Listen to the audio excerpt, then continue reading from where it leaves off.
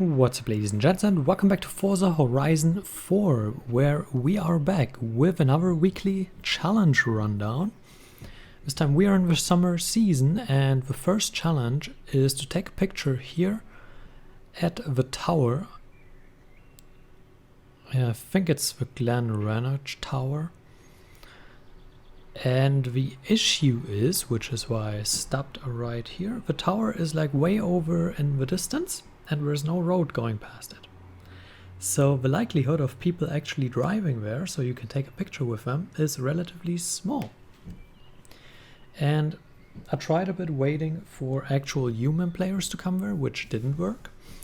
And then I decided to switch to the driver towers and wait for a car to go past on the nearest road, and now we are going to check, is that enough? It is. There we go. An alternative is, now you just need to kind of barely see it in the distance. I'm going to exit it now because we did it. So I show you on the map where it is. It's like way up here and the mast is like over here. So you kind of need to wait for a car to drive past this road, or you need to drive this race and stop within the race, because the race kind of leads right past the tower up here. And then when you drive past, you need to make sure you take a picture. The race is this one, the mountain foot cross country. The race is past position and the tower is over here. I'll show you real quick. That was quite the distance. I could have imagined that it doesn't work. Towers. Here it just needs to be like barely in the picture and then it's fine. It's right next to the barn find, if you have that already. But yeah, waiting for a human player up here, that was kind of pointless. Maybe you're more lucky, maybe not. You can try, or you invite friends. This is the second one in a row that is a lot easier done with friends, so I don't know. We're starting to be discriminating to people like me, but oh well. And we'll see each other with the Forzathon challenges.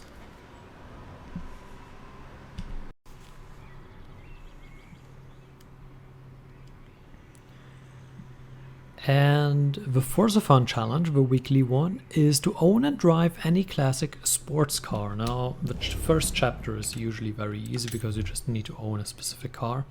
So you go to your cars, you filter, and you filter by classic sports car. And that should yield a result if you have been playing for a while, and if not, you go to the store and you filter by that. There we are, I'm blind. And then you just pick whichever you like. There's a pretty big variety, and I'm not an entirely big fan of any of them, but the BMW is probably the one I am going to pick for this event, because, well, again, I'm not a particularly great fan of any of them. And there we go. That completes chapter number 1. And we'll see each other with chapter number 2. So the second chapter is open up the throttle and earn a total of 9 stars from speed zones in your classic sports car. Now I tuned my car so we can maybe get at least 2 per run, but you just need to get 1 star 9 times. Or 3 stars 3 times. And you can just go to a map like I just did and filter by speed zones here, and then you just pick whichever you like. This one, whoa, whatever.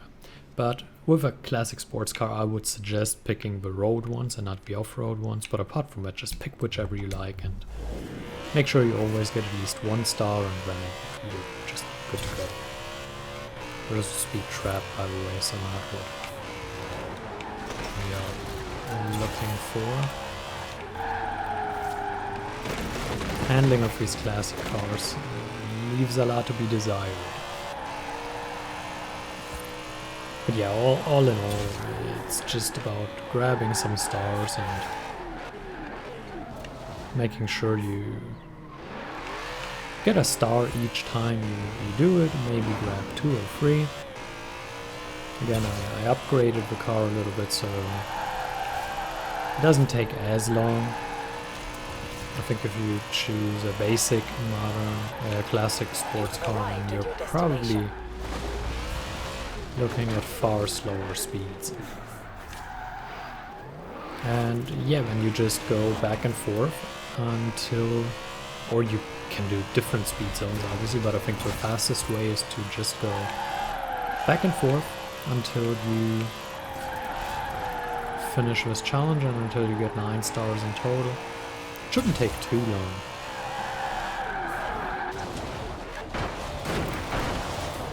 So just ram it into the wall, make it turn in a little bit quicker.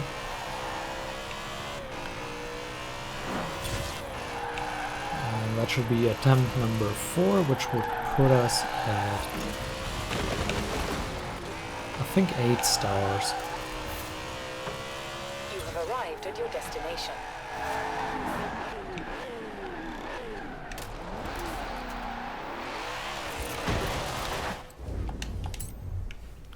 Can actually check 105. We did that each round, so that's the last one. Again, 3 stars in these old and rather poor handling cars is not the easiest thing to do, so just do a 2-star. It'll take 5 times, but whatever. And we'll see each other with chapter number 3. In chapter 3 we have show that you're made of sterner stuff by winning a road racing series event at the Colossus in your classic sports car. Now the Colossus is down here on the map, and if you have not unlocked it yet, it unlocks at level 10 in the road racing series, which you basically reach by driving all of the road series events, and once you finish them you should have unlocked the Colossus. That is roughly the amount it takes, and then you can drive the Colossus. It does not matter whether you play the standard event or a blueprint, and the difficulty also does not matter. You must simply drive this race with your car, and I will do that, and since this is a 12-mile race, we will see each other after it. And in chapter 4 we have timed showboat after your heroic victory. Earn a total of 250,000 skill score in your classic sports car. Now, generally speaking, all that takes is to drive around a bit. You get skill points by default for basically everything you do. But what you can do is obviously buy these multipliers, which allow you to get more skill points. Obviously not this one, but here we have drafting skills plus 10%. This one is very good because you can then have a collision without breaking the streak, and that allows you to bag a lot more points. And well, we'll just pick up a wheel spin because we can. And just having that little bonus makes it a lot easier to get to the 250,000. There are several good points here in the forest area. You can do it because you can break through a lot of area.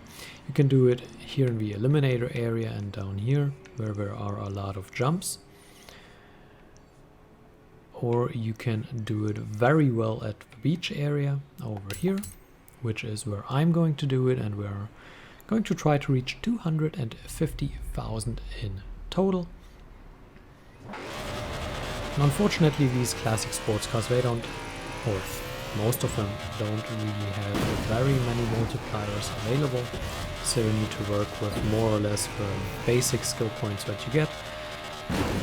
The good thing here is that you can bag a lot of kangaroo skills, which give 1000 points, which is great, because you have all of these jumps right after one another, and Obviously, one important thing is to get that multiplier up that you can see on the top. You can see the points on the left and then the multiplier on the right, which goes up to 5. And when you multiply your points by 5, it's a lot easier to get to 250,000 than just bagging the points with 1.0 or 1.5 or whatever low multiplier you want. And then having so many skill streaks in a row. But the easiest way, in my opinion, is to just drive around the beach here, and this is also an easy area to keep a chain alive because you have all of these jumps in a row. So you can just here do all of these jumps and keep the chain alive. And as you can see with all of these kangaroo skills, we are already at 30,000 times 5, moving in a 150,000 range. And obviously for 250,000 we need 50,000 skill score plus with 5 times multiplier. For those that can't do math, but I guess that's easy enough. We are at 40,000. You can also, if you are insecure about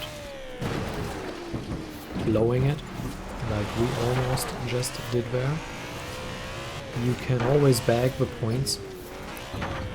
And note that the counter is a little bit behind your skills. If you have very many skills in succession, as you can see, it's still counting because of things we did, and it counts and it counts and it counts, and this completes it.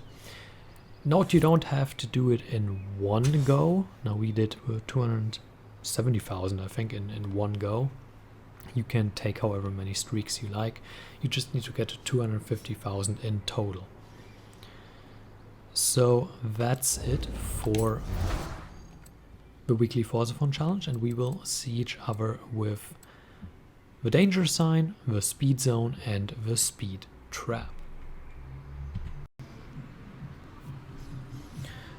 The seasonal PR stunt we are doing first is going to be the danger sign. Here, requirement is 1499.3 feet. We are going to do it in the 2012 Ferrari 599XX Evo, as it's one of the fastest cars. You do need a very fast car, you need acceleration, and you need especially top speed. You're probably looking at, I'd say, 250 miles an hour that you should reach.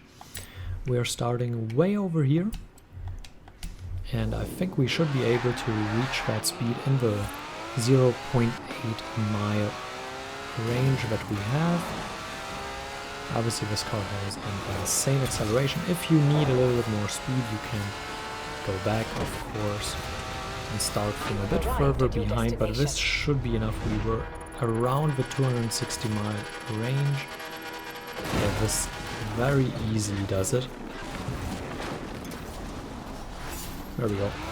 And I just smashed it. So yeah, the 250 range, 240 maybe, if you can reach that, should do the trick. Unless you drive a truck or something, but in any reasonable car, that should more or less do it. And we will see each other with the speed trap. For the speed trap, we have this one over here where we need to reach 155 miles an hour instead of 150. That is the 3-star rating. I would suggest starting from the top here. You can do it from the bottom, but this corner here can become kind of tricky, but it's relatively easy to navigate at a high speed as well, so you can do it. But this road is also not too hard to navigate. You should just break down reasonably far, and then we can easily get above 150. We will do it from both sides just so you see it's possible. And then I would start at this kind of parking lot or whatever it is. I will show you on the map. Right here I would start. We're just ahead of that corner where we are right now.